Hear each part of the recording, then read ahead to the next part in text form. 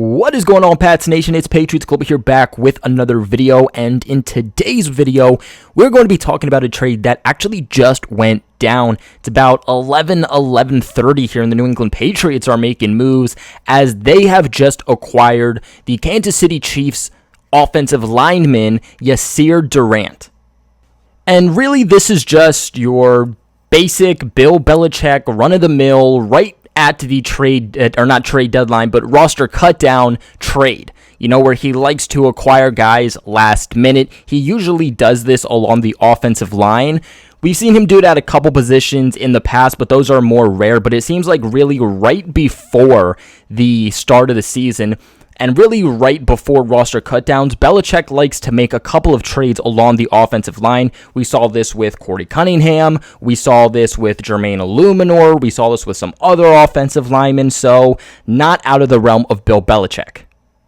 Now, a little bit on Durant here, a little bit of background information on him. He made the Chiefs' 53-man roster this past year, so he only has about 1 year of experience under his belt, but did come in as an undrafted free agent for the Chiefs and was able to stick around kind of more as a depth to rotational piece for the team for the 2020 season. Something that Belichick, I'm sure, loves about this guy, and I'm sure the reason Belichick traded for him was because of that versatility. If Belichick's going to make a last-minute trade for someone, especially on the offensive line, you better believe that they're going to be able to play all over that offensive line. He's able to play at guard. He's able to play at tackle. Last year for the Chiefs in his rookie season in the NFL, he appeared in 11 games and actually started one of those games at right guard, but he was mainly used in college at Missouri as a left tackle. Now, so far this preseason, he has mainly taken snaps at both of the guard spots, so both at right guard and left guard, and has about 20 snaps at right tackle. He brings a really good size too, whether he's playing guard or whether he's playing tackle at 6'7", 330 pounds. So size definitely is not worrisome to me. I actually find it really interesting that for that size, the Chiefs were trying to, looks like, use him more at guard. At least we're giving him more snaps at guard than they were tackle. Especially because, like I said earlier, in college, he was mainly playing at left tackle. Now, he had a total of 91 offensive snaps played in the 2020 season. He didn't have any penalties against him. He allowed one total sack. His 2020 PFF grades are not great. He had a 45.1 overall grade on the 2020 season, a pass blocking grade of 38.6, and a run blocking grade of 46.4.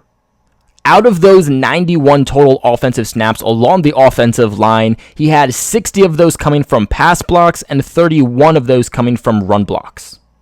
Now, the compensation that the New England Patriots are giving up here, as you could probably imagine, is next to nothing. New England is going to be giving up a 2022 7th-round pick, so pretty much the lowest they could have obviously given in exchange for him, and it isn't even this upcoming draft. Or rather, it is the upcoming draft here in 2022. I think the real notable thing here is the fact that New England doesn't have a 2022 7th-round pick. I think right now they're kind of hoping that they're going to be getting a comp pick, 7th-round pick, or they're expecting to make some type of trade. But New England only had one 7th-round pick at the time, and this was before the Sean Wade trade, and New England gave that 2022 7th-round pick to the Ravens in exchange for Wade. So technically, New England didn't have a 7th-round pick, so I'm not exactly sure how this trade went through, but currently New England does not have 7th-round picks. Now, clearly New England was worried that some other team was going to pick him up, because from the research that I have seen while making this video is that Durant was going to be released by the Chiefs. He was likely going to be put back on their practice squad, but they have a lot of depth right now along that offensive line, including former Patriots guard Joe Thuney, so him making this final roster wasn't very likely.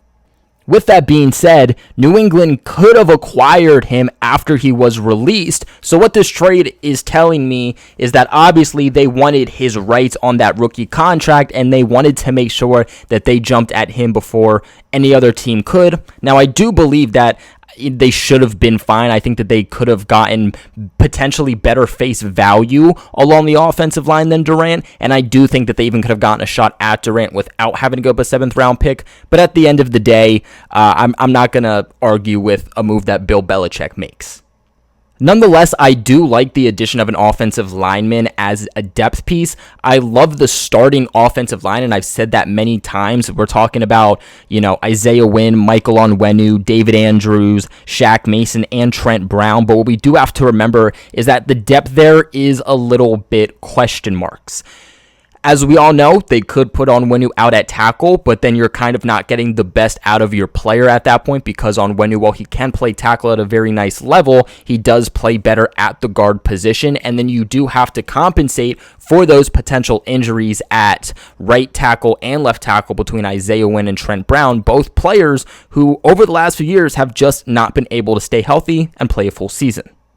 I would say that guard-wise, the Pats have some pretty good depth. Obviously, Shaq Mason and Onwenu, both two good starters. Behind them, if they wanted Ted Karras and James Ferentz, I think that's good depth. But I think when you look at the tackle depth is where it becomes more of a concern.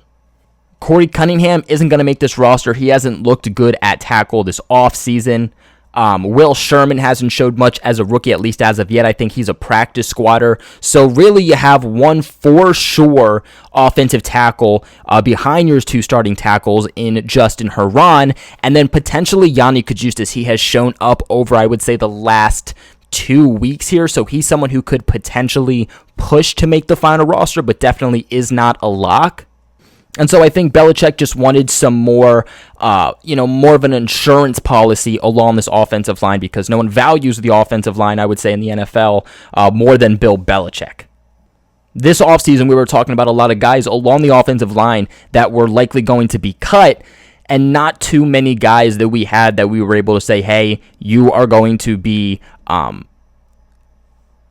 a lock to make the final 53-man roster. And I think that the Patriots needed at least one or two more guys along that offensive line to put in for depth when it comes to numbers to this 53-man roster. And I think what they really like here about Durant is that he's a guy that, look, if you need help at right tackle or left tackle or right guard or left guard, no matter which of those guys goes down, no matter if it's Shaq Mason, Onwenu, Wynn, or Brown, you have that guy who you could plug in. But guys, that is going to be it for today's video. A little bit of a quicker one here as the New England Patriots make a late night trade. What are your guys' thoughts on this? Let me know in the comment section below. Remember to leave a big thumbs up and subscribe to the channel for all of your New England Patriots news. Like always, I appreciate you guys for watching, and I'll catch you in the next one. Go Pats.